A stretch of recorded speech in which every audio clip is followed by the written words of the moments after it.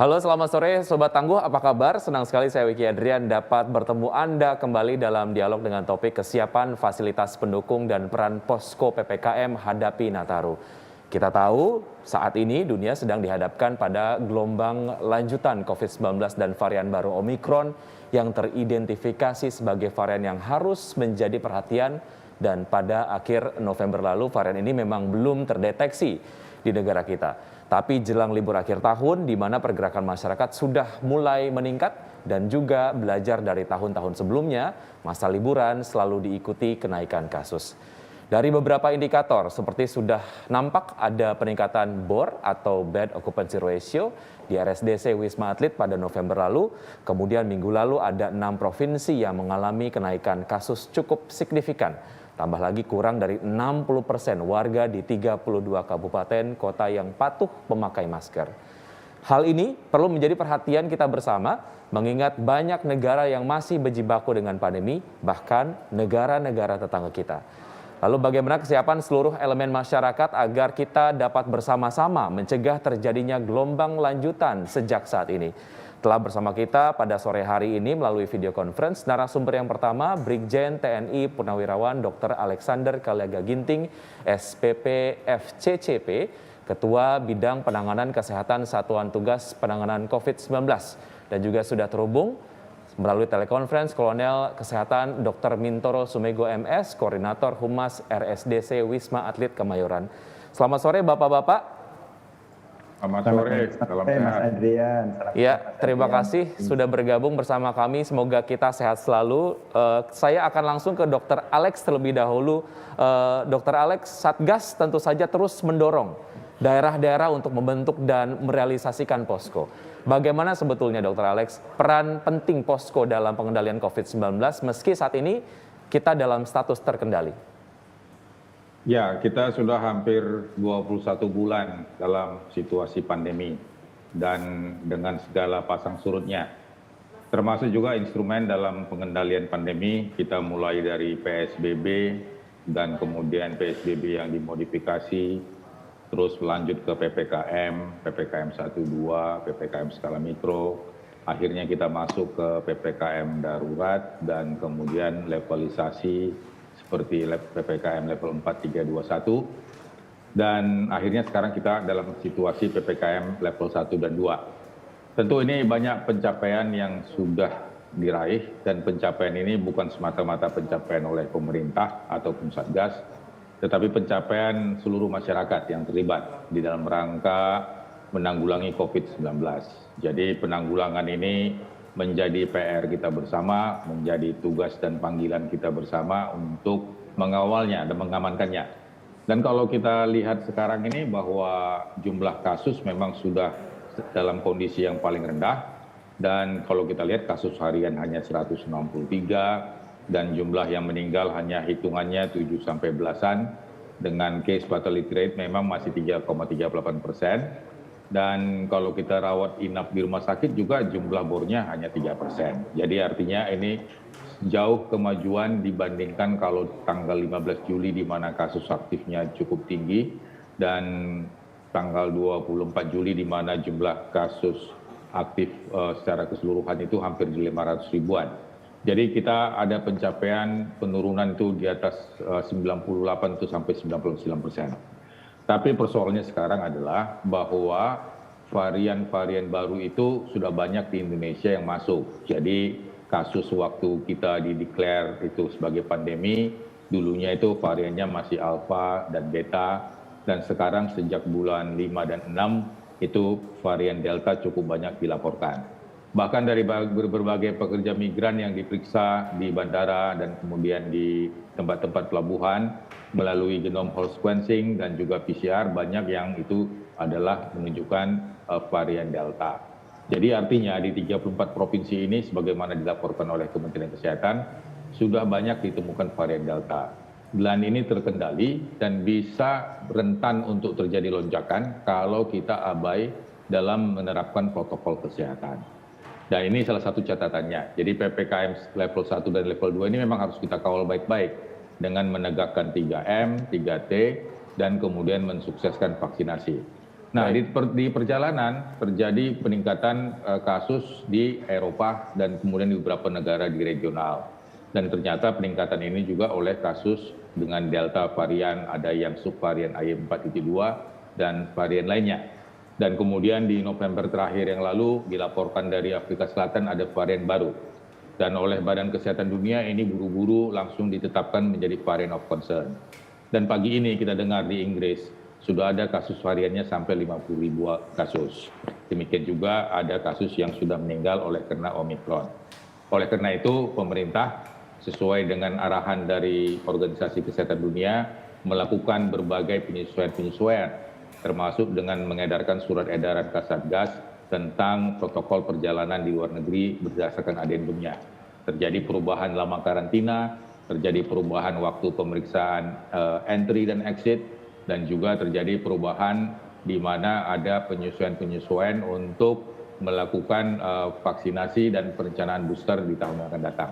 Jadi inilah kesiapan pemerintah, baik kesiapan dalam bentuk regulasi, kesiapan dalam sosialisasi, implementasi, baik di sektor hulu maupun di sektor hilir, termasuk juga di bandara-bandara, di pelabuhan-pelabuhan, dan juga kepada mereka yang berpergian ke luar negeri, agar ini juga disosialisasikan untuk menjaga negara kita ini tetap aman dan terkendali. Kalaupun misalnya varian baru itu masuk ke Indonesia, tetap bisa kita isolasi. Jadi kira-kira itulah persiapan yang harus kita siapkan dan kita sosialisasikan dan menempatkan masyarakat bukan sebagai objek, tapi masyarakat itu sebagai subjek. Jadi masyarakat itu adalah bagian dari pengendalian itu sendiri dan masyarakat juga bagian dari pengawasan. Sehingga ini menjadi pekerjaan kita bersama, tugas kita bersama, dan perang kita bersama untuk melawan virus COVID-19 yang sudah hampir 21 bulan ada di Indonesia dan di dunia. Baik, terkait dengan pengawasan dan juga penyampaian komunikasi risiko yang benar, bagaimana sebetulnya peran dari posko PPKM ini, Dok? Ya, jadi kalau kita lihat Inmendagri yang mengatur tentang PPKM sekarang ada dua, yaitu Inmendagri nomor 65 tentang PPKM luar Jawa dan Bali. Kemudian Inmendagri nomor 67 PPKM Jawa Bali. Jadi ini diatur sedemikian rupa karena Jawa, Bali, dan Sumatera dan Kalimantan pernah menjadi epicenter sewaktu terjadi kasus lonjakan yang tinggi bulan 7 yang lalu. Dan kemudian saat kita bulan 3 dan bulan 4 ada juga Inmendagri nomor 14 atau nomor 7 yang menyatakan bahwa seluruh posko PPKM harus memang dikoordinasikan ada di tingkat desa dan di tingkat kelurahan yang kita kenal dengan posko PPKM skala mikro. Jadi oleh karena itu memang kalau kita tilik secara detail di Inmendagri nomor 67 dan di nomor 65, di situ diperintahkan kepada gubernur, kepada bupati dan wali kota agar mengaktifkan seluruh satgas-satgas yang ada sesuai dengan struktur administrasi kewilayahan dan termasuk juga satgas-satgas yang di tingkat kelurahan dan desa. Demikian juga satgas-satgas tidak hanya di administrasi pemerintahan, tapi juga satgas-satgas di wilayah di mana ada sektor pelayanan publik. Misalnya di terminal, di stasiun, di pasar-pasar, di mal, di daerah wisata, semua harus menyiapkan satgas dalam rangka pengendalian dan pengawasan. Karena bunyi Inmendagri khususnya untuk yang nomor 66, di mana itu mengatur tentang libur Nataru, di situ memang secara eksplisit tidak menyatakan ada pelarangan untuk liburan. Tetapi yang diadakan adalah adanya peningkatan kewaspadaan. Jadi kewaspadaan itu yang dibangun sedemikian rupa agar mereka bisa mengetahui dan melihat situasi apakah mereka harus pergi ke satu tempat atau tidak. Jadi oleh karena itu Inmendagri 65, 66, 67 lah yang harus kita kawal dan kita sukseskan dalam rangka menjaga negara kita sehingga PPKM level 1, level 2 ini bisa kita pertahankan. Di samping juga Inmendagri nomor 64, di mana Inmendagri nomor 64 mengajak kita untuk mensukseskan vaksinasi. Dan mensukseskan ini tidak hanya di daerah aglomerasi, tetapi juga di daerah kota, desa, di daerah pesisir, di daerah pegunungan, di daerah terpencil. Ini menjadi tugas kita bersama juga. Jadi dalam rangka pengawasan dan pengendalian ini memang kita berharap agar desa dan kelurahan, Bapak RT, Bapak RW bersama-sama menjaga. Bukan pemerintah melarang mereka mau berpergian, pemerintah sama sekali tidak melarang, tapi bagaimana setiap orang mempunyai asesmen. Kalau dia sudah vaksinasi lengkap, ya boleh mereka jalan. Tapi kalau belum, tentu tugas mereka harus melakukan vaksinasi. Ini sebagai contohnya. Baik, ya Dok, jelang Nataru, bicara mengenai pengawasan mobilitas dari masyarakat jelang libur tahun baru lah ya, ataupun di akhir tahun ini, terutama di Pulau Jawa dan juga Bali yang mobilitasnya sangat tinggi. Bagaimana sebetulnya kesiapan posko? Jadi kalau kita lihat posko-posko yang diatur oleh pemerintah daerah, ini kita bisa baca di Mendagri nomor 66 tahun 2021. Di samping tugasnya di situ adalah mengaktifkan Satgas, menerapkan prokes 5M dan 3T, dan mempertimbangkan seluruh infrastruktur yang ada yang berinteraksi dengan kegiatan masyarakat.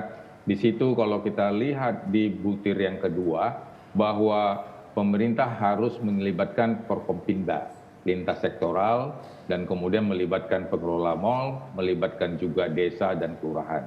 Jadi oleh karena itu posko di desa, posko di kelurahan ini menjadi basis.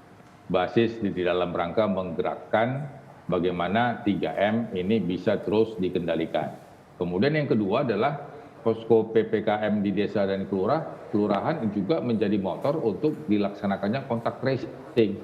Makanya di posko ini berkumpullah di situ ada Babinsa, kemudian ada Babin Kaptipmas, kemudian dari Puskesmas, kemudian dari relawan desa. Ini semua digerakkan di tingkat desa dan di tingkat kelurahan. Jadi yang namanya kita berjuang untuk melawan COVID ini, tidak boleh berjuangnya hanya di level tataran di nasional atau provinsi, kabupaten, kota. Baik. Tapi basisnya adalah di desa dan di kelurahan. Karena disitulah masyarakat. Itulah sektor hulu yang sesungguhnya. Inilah yang harus dibina, termasuk juga kalau mereka sakit, jangan di rumah, tapi harus ditaruh di isoter. Sehingga kita jangan sampai terjadi ada transmisi di keluarga. Demikian juga puskesmas dengan adanya posko di desa dan kelurahan, ini akan terbantu. Karena puskesmas itu pekerjaannya banyak, tidak hanya soal COVID, soal tuberkulosis, soal malaria, kematian ibu dan kematian anak, dan termasuk juga stunting, itu pekerjaannya puskesmas. Sehingga pekerjaan puskesmas ini sangat terbantu sekali kalau dia terkoordinasi dengan posko PPKM desa. Oleh karena itu kita minta kepada Bapak Bupati, Bapak Wali Kota, agar terus turun ke bawah untuk terus mengaktifkan posko PPKM desa dan kelurahan. Kendati memang kasusnya sudah turun, kasusnya sudah landai-landai, tapi kita nggak boleh berhenti kontak tracing. Makanya Satgas COVID-19 nasional sampai saat ini di 11 provinsi masih terus mengirimkan anggotanya untuk melakukan kontak tracing. Dan tentu ini perlu kebijakan-kebijakan selanjutnya untuk tahun 2022 agar kontak tracing ini tidak menjadi turun, tetapi terus berlanjut di dalam mengawal agar positivity rate di daerah desa dan di daerah kelurahan ini bisa tetap dipertahankan di bawah 5% dan lebih baik lagi kalau itu di bawah 1%. Baik, diperlukan peran aktif dari seluruh pihak begitu ya dalam menanggulangi pandemi COVID-19 ini. Saya ke Dr. Sumego. Dokter, belajar dari kenaikan kasus yang terjadi setelah libur panjang, RSDC Wisma Atlet hampir selalu menghadapi tantangan luar biasa. Meski memang kapasitas tempat tidur selalu ditingkatkan. Nah, dari sana kita kemudian dapat melihat dinamika kasus COVID-19 khususnya di Jakarta. Saat November lalu tercatat mengalami kenaikan meski sangat kecil. Lalu bagaimana sebetulnya dinamika dan perkembangan penanganan pasien di RSDC Wisma Atlet saat ini, dokter? Ya, baik, terima kasih Mas Vicky Adrian. Jadi kita rumah sakit Wisma Atlet ini berdiri sejak bulan Maret tahun lalu. Itu dinamika di lapangannya sangat hebat sekali. Jadi kita mengalami naik turun, naik tinggi sekali, turun sekali. Sampai saat ini memang kasusnya di tingkat yang paling rendah selama berdirinya Wisma Atlet. Jadi hari ini jumlah pasien yang dirawat di Wisma Atlet dalam arti mereka yang dinyatakan positif pemeriksaan PCR adalah 117 pasien, atau ini yang bornya di bawah 2. Dan kebanyakan pasien yang dirawat di Wisma Atlet ini adalah masih pasien dari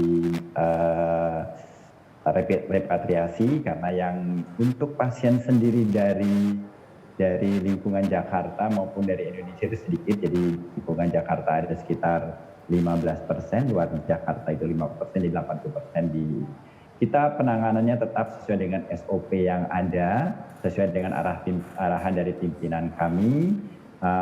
Koordinator Rumah Sakit Wisma Atlet Maijen TNI Dr. Budiman bahwa kita tetap standby-kan baik itu akomodasi maupun petugas kesehatan dan alat medis. Jadi mereka yang dirawat di Wisma Atlet ini adalah tetap mereka yang dinyatakan hasil PCR-nya adalah positif, baik itu dengan gejala ringan, sedang maupun berat. Sampai saat ini rata-rata yang kita rawat adalah dengan pasien ringan sampai sedang. Tingkat hunian ICU pun sekarang sangat sedikit, dari 90 tempat tidur yang ada cuma terisi sekitar 7, itu pun mereka dengan perawatan yang sedang dengan menyebabkan komorbid. Jadi pada prinsipnya kita tetap laksanakan perawatan pasien sesuai dengan SOP dan yang ada, dan kita adalah orang-orang hilir ini. Jadi rumah sakit itu bagian hilir. Kalau Dr. Alex tadi bicara bagian hulu, kalau di hulunya pelaksanaan PPKM modifikasi semua baik, insya Allah di bagian hilir akan mengalami keturunan. Ya, walaupun tingkat keterisiannya masih rendah, bukan kemudian akhirnya kita lengah begitu ya. Penerapan protokol kesehatan ini menjadi satu hal yang tidak bisa ditawar, apalagi mengingat ada varian Omikron. Oke, bicara mengenai kesiapan dari fasilitas perawatan, tenaga kesehatan dan juga seluruh aspek pendukung di sana jelang libur Nataru, Dok, seperti apa? Jadi kita di Wisma Atlet ini ada 7 tower, semuanya 3 tower digunakan untuk akomodasi para relawan dan 1 tower digunakan untuk administratif. 4 tower lainnya, tower 4, 5, 6, 7 adalah digunakan untuk perawatan. Semuanya kita standby-kan, saat ini digunakan adalah tower 5 dan tower 6 untuk perawatan pasien COVID. Untuk kesiapan ini nyangkut kedua, yaitu kesiapan personil dan kesiapan alat kesehatan. Persiapan personil sendiri kita masih tetap standby-kan, personil masih sekitar 1.300 relawan yang ada, baik nakes maupun non-nakes. Lalu untuk alat-alat kesehatan sendiri yang ada, baik itu obat-obatan, lalu material kesehatan yang lainnya, ventilator, semuanya kita siapkan. Oksigen kita masih mampu sampai 4 bulan ke depan, kita masih mampu jika nanti terjadi lonjakan pasien di Nataru. Baik, oke. Bagaimana dengan situasi di Pademangan, Dokter? Seperti apa dinamikanya jelang libur akhir tahun ini? Ya.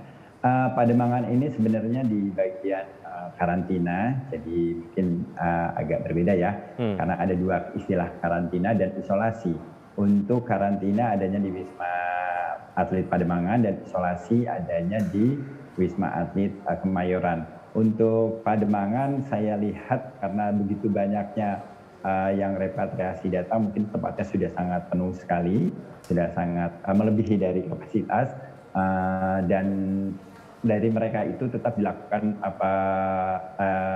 karantina sesuai dengan yang sudah ditetapkan. Jika dari hasil pemeriksaannya nanti dinyatakan positif PCR, maka dari repatriasi itu akan dipindahkan ke Rumah Sakit Wisma Atlet Kemayoran. Sementara seperti itu, dan kita tetap saling koordinasi dengan Pademangan dan Kemayoran.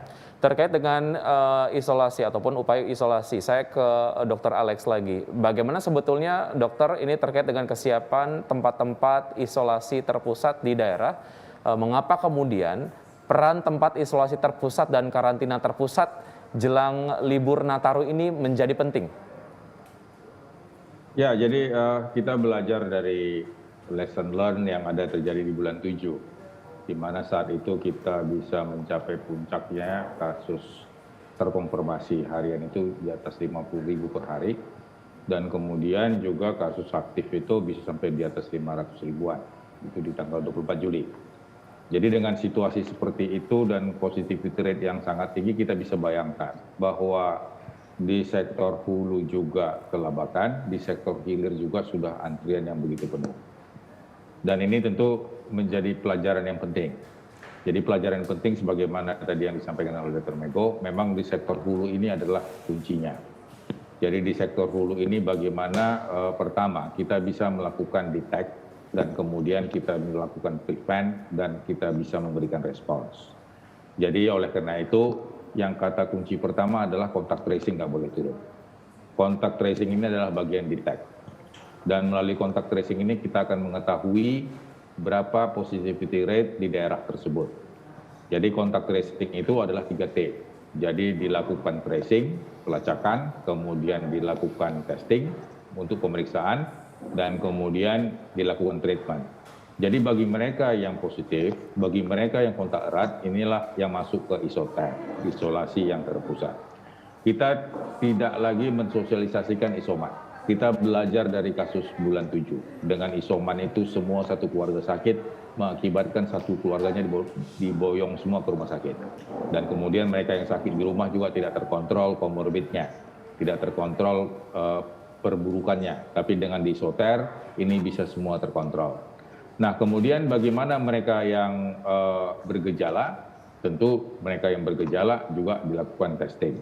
Jadi oleh karena itu, bagi mereka yang sakit, gejalanya ringan, maka kita harus dorong ke isoter. Siapa yang mendorong ke isoter? Inilah peran posko PPKM desa dan kelurahan. Inilah peran Bapak RT, Bapak RW. Jadi kalau ini bisa dengan cepat dilakukan penanggulangan, maka rumah sakit atlet tidak akan penuh, termasuk juga rumah sakit di RSUD. Oleh karena itu memang, sebagaimana arahan Kasatgas COVID-19 nasional, bahwa isoter itu kendati pun sekarang kasusnya rendah, bahkan kasusnya nihil, tidak berarti harus ditutup. Selama bulan 7 kemarin kita mengaktifkan balai diklat misalnya, asrama-asrama pendidikan, bahkan asrama haji, ini untuk menjadi isoter. Jadi tim-tim yang sudah dibentuk untuk isoter tersebut harus tetap dikoordinasikan dan dikonsolidasikan. Karena ini sebenarnya menjadi ujung tombak kita di sektor hulu. Baik. Jadi dengan diaktifkannya posko PPKM desa dan kelurahan, posko PPKM skala mikro ini, maka kita bisa menghambat transmisi di komunitas. Ya. Jadi ingat bahwa varian Delta itu masih ada di masyarakat Indonesia walaupun kasusnya rendah. Tetapi kalau kita abai, kalau kita lengah, ini suatu ketika akan melonjak. Jadi kalau sektor di hulu bisa kita tangani dengan baik, maka di hilir tentu akan bisa bebannya berkurang. Baik, seperti yang Anda sampaikan bahwa memang ada sebuah peran yang sangat penting terkait dengan keberadaan dari posko PPKM yang ada di masyarakat begitu. Untuk kemudian mengendalikan mobilitas masyarakat khususnya di tempat-tempat liburan yang biasanya menjadi kantung tempat berkumpulnya masyarakat. Peran posko sendiri dalam mengendalikan hal itu seperti apa, Dok? Ya, jadi kalau kita baca Inmendagri 66 tentang Nataru, bagaimana di sana diminta bahwa pemerintah daerah, bahwa masyarakat, TNI, Polri harus bersama-sama. Tentu di sini yang penting adalah bagaimana ada koordinasi, ada komunikasi, dan ada sinkronisasi. Jadi di dalam Inmendagri 66 tersebut, di situ di samping percepatan vaksinasi juga harus ada koordinasi dari berbagai penyelenggara kegiatan. Termasuk juga pembatasan kegiatan masyarakat dari tanggal 24 Desember sampai 2 Januari. Kalau ada kegiatan seni budaya, kegiatan olahraga tanpa penonton. Kegiatan Nataru yang untuk ibadah misalnya boleh hanya sampai 50 orang atau 50% dari kapasitas. Alun-alun ditutup, rekayasa pedagang kaki lima harus dilaksanakan. Bukan mereka tidak boleh jualan, pedagang kaki lima tetap jualan, tapi jaraknya diatur, pakai maskernya diatur, kemudian transaksinya juga diatur sesuai dengan protokol kesehatan. Kemudian perjalanan dalam negeri ini juga diatur, bahwa mereka yang melakukan perjalanan antar provinsi, antar kabupaten, tentu sudah mengoptimalkan aplikasi Peduli Lindungi, kemudian wajib 2 kali vaksin, kemudian juga rapid test antigen 1 kali 24 jam, kalau dia tidak vaksin maka sebaiknya di rumah saja. Jadi bagi mereka-mereka yang tidak vaksin, sebaiknya di rumah saja, jangan pergi. Demikian juga perjalanan penerbangan. Penerbangan juga kita harapkan mereka sudah vaksinasi, rapid test antigen, dan tentu ini harus memang semua memang disosialisasikan. Dan kemudian isoter juga harus disiapkan, kemudian kalau memang harus isoman, tentu rumahnya harus siap. Peran posko PPKM dengan desa, dengan kelurahan, dengan puskesmas harus dikoordinasikan. Dan jangan lupa juga Inmendagri 66 juga mengatakan mengaktifkan fungsi Kaptibmas, mengaktifkan Satpol PP, mengaktifkan Satlinmas, dan demikian juga Badan Penanggulangan Bencana di daerah. Dan termasuk juga pemadam kebakaran. ini juga harus dimobilisasi. Semua ini dikerahkan dalam rangka pengawasan dan pengendalian mobilitas. Baik. Boleh kita beracara, tapi berkumpul-kumpul tidak boleh. Tidak boleh terjadi penumpukan massa di berbagai tempat, baik di Pasum maupun di Pasos. Baik, artinya dilakukan banyak upaya yang cukup komprehensif dari hilir hingga hulu untuk memastikan bahwa penambahan kasus betul-betul dapat ditekan semaksimal mungkin gitu ya. Saya ke Dr. Sumego. Dokter, jelang Nataru ini banyak kepulangan dari luar negeri. Bagaimana sebetulnya kemungkinan Wisma Atlet Kemayoran menopang Pademangan jika di sana penuh? Baik, terima kasih Mas Adrian. Jadi Wisma Atlet ini sesuai dengan perintah Bapak Presiden, kita selalu bekerja sama. Semuanya tetap dilaksanakan bersama-sama dengan satuan Satgas COVID yang ada. Semua wisatawan atau semua yang datang dari luar negeri itu akan dikarantina di Wisma Pademangan. Jika Wisma Pademangan tidak mencukupi, maka Wisma Atlet Kemayoran bisa digunakan untuk sebagai karantina sesuai dengan perintah pimpinan. Ini semua kita koordinasikan bersama-sama. Jadi nanti mereka yang karantina adalah sesuai dengan jumlah harinya berapa dia harus karantina, atau 10 atau 14 hari sesuai dengan aturan yang ada. Lalu untuk diisolasi tetap kita sesuai dengan aturan yang ada, juga SOP yang ada, yaitu mereka yang diisolasi adalah mereka dengan pemeriksaan PCR positif. Lalu setelah dilakukan pemeriksaan PCR positif, dia dirawat sampai hasil PCR-nya negatif atau sampai gejala hilang. Itu SOP itu sudah kita laksanakan, dan SOP itu sudah berlaku sejak awal dari Wisma Atlet Kemayoran ini berdiri sampai sekarang. SOP-nya masih seperti itu, dan kita laksanakan sementara ini aman-aman, dan koordinasi dengan Pademangan secara sangat baik sekali. Ya. Jadi informasi mereka menyampaikan bahwa akan mengirim pasien sekian orang, kita siapkan, dan itu sudah koordinasi baik sekali dengan Pademangan. Terima kasih, bagus sekali koordinasinya. Baik, terkait dengan perkembangan yang terjadi saat ini, Dok, apa saja sebetulnya kategori pasien yang dapat dirawat di RSDC? Jadi sesuai dengan SOP yang ada, mereka tetap dirawat adalah PCR positif dan baik gejala ringan, sedang maupun berat. Karena kita untuk perawatan yang berat kita punya ICU, INCU, dan HCU. Jadi kita punya lebih kurang 50 ventilator, cukup banyak. Dan saat ini dari surveilen yang ada, bahwa mereka yang dirawat di Wisma Atlet yang dari 117 itu rata-rata gejala ringan, tanpa gejala, ringan sampai gejala sedang. Dan kita selalu koordinasi juga melalui call center 119, extension 2 dan extension 9 dengan puskesmas. Jadi kita selalu berkoordinasi dengan hulu, betul. Jadi Satgas yang ada di puskesmas itu masih sering berkomunikasi dengan kita. Kalaupun pasien yang ada selalu sarankan untuk diisoter, dan selalu kita sarankan untuk dilakukan tracing dan testing untuk kontak eratnya. Jadi saya rasa ini sudah clue-nya itu sudah bagus sekali, antara hulu dan hilir itu sudah lumayan bagus sekali menurut saya. Siap. Baik, oke, saya ke Dr. Alex. Dok, seiring dengan terkendalinya kasus di Indonesia, mobilitas meningkat dengan drastis, bahkan perjalanan internasional juga meningkat. Nah, dengan dinamika COVID-19 di dunia saat ini, bagaimana sebetulnya masyarakat harus bersikap? Ya, jadi masyarakat harus tahu dan memahami apa sebenarnya yang terjadi di tingkat global maupun di regional dan di dalam negeri.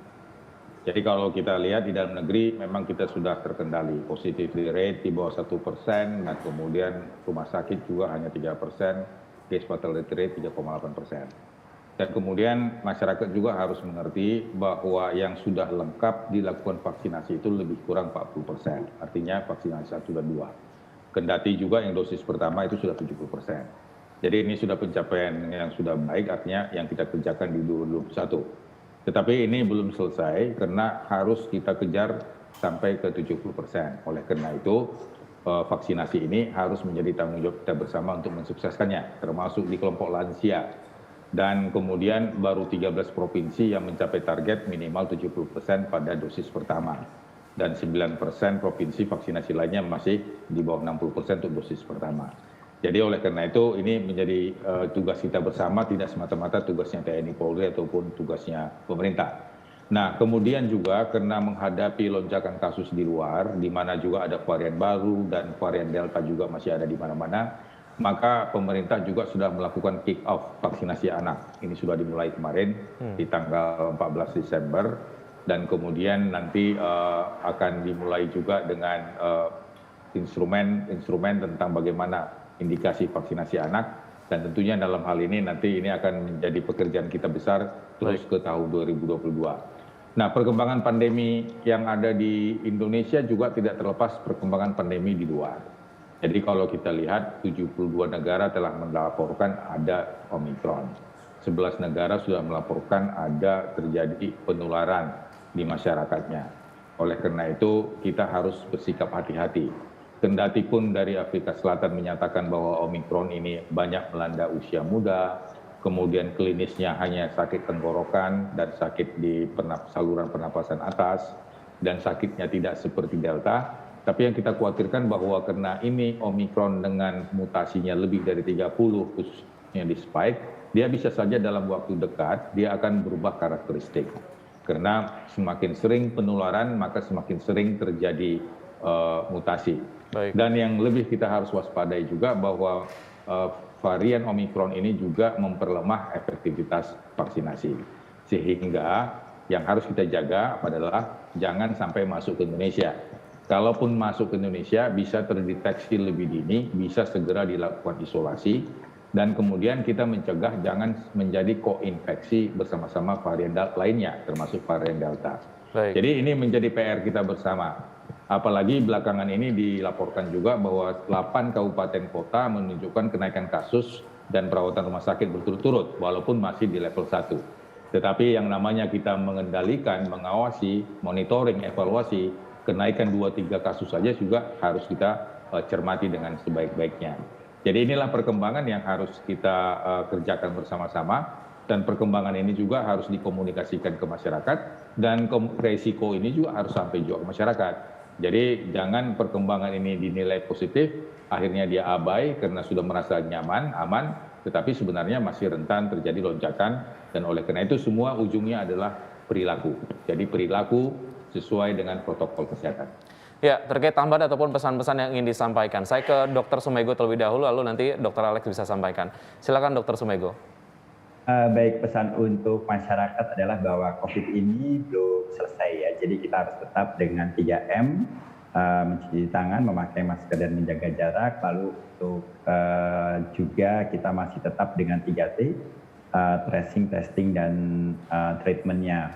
Lalu jangan lupa juga kita melaksanakan vaksinasi nanti agar ini semua bisa terlaksana dengan baik. Itu saja mungkin pesan saya. Baik, terima kasih Dr. Sumego. Berikutnya Dr. Alex, silakan.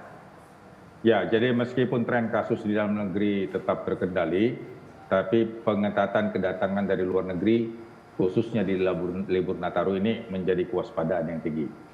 Jadi tim surveillance harus bekerja dengan ketat, dan kita sebagai warga negara Indonesia yang pergi ke luar negeri juga harus mengikuti prosedur yang ada. Dan yang kedua, kalaupun misalnya terjadi ada lonjakan kasus ataupun ada varian baru yang timbul, yang penting kita bukan kekhawatiran yang tinggi, tetapi kewaspadaan yang tinggi. Jadi dengan kewaspadaan yang tinggi, kita akan menerapkan protokol kesehatan yang lebih baik. Bagi mereka yang belum vaksinasi, segera vaksinasi. Bagi mereka yang mempunyai komorbid, tetap harus kontrol ke rumah sakit untuk komorbidnya. Karena tidak ada artinya dia vaksinasi, kemudian dia pakai protokol kesehatan yang ketat, tapi komorbidnya tidak terkontrol. Kalau diabetes, minum obat diabetesnya. Kalau hipertensi, kontrol obat hipertensinya. Kalau sindroma metabolik, laksanakan evaluasi ke rumah sakit. Jadi ini yang harus penting, karena kita belajar di bulan 7, banyak yang meninggal karena komorbid. Jadi komorbid ini harus benar-benar terkontrol. Ini mungkin yang bisa kita sampaikan pada hari ini. Baik, Dr. Sumego dan juga Dr. Alex, terima kasih sudah bergabung. Salam sehat dan salam tangguh. Salam sehat. Sampai Salam jumpa. sehat, salam tangguh. Sampai jumpa. Terima kasih. Makasih, Mego. Baik, Siap. dan bicara Terima kasih, mengenai Bapak. upaya komprehensif yang sudah dilakukan oleh pemerintah untuk menanggulangi COVID-19, nampaknya dapat terasa lebih efektif lagi jika kemudian setiap kita memberikan kontribusi aktif agar tidak terjadi gelombang berikutnya di pandemi COVID-19 di Indonesia. Saya Wiki Adrian tentu saja tidak akan lupa dan juga tidak akan lelah untuk selalu mengingatkan kepada Anda memakai masker dengan benar, menjaga jarak dan menghindari kerumunan, mencuci tangan pakai sabun dengan air yang mengalir, dan mengurangi mobilitas, dan ayo segera vaksin. Saya akhiri talk show kita pada sore hari ini. Saya Wiki Adrian beserta tim yang bertugas dan para narasumber pamit undur diri. Selamat sore, salam tangguh.